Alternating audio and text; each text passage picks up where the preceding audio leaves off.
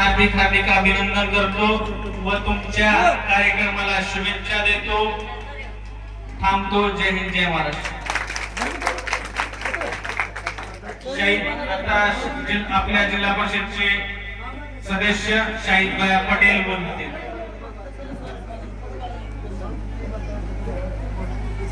आज मानसरोवरा अग्रवस्ती येथे या कार्यक्रमाला उपस्थित आपले मानसरोवरा गावचे माननीय व प्रमुख मार्गदर्शक टी माने साहेब व आपले मार्गदर्शक माजी पंचायत समिती सभापती नानाजी व आमचे सहकारी आपल्या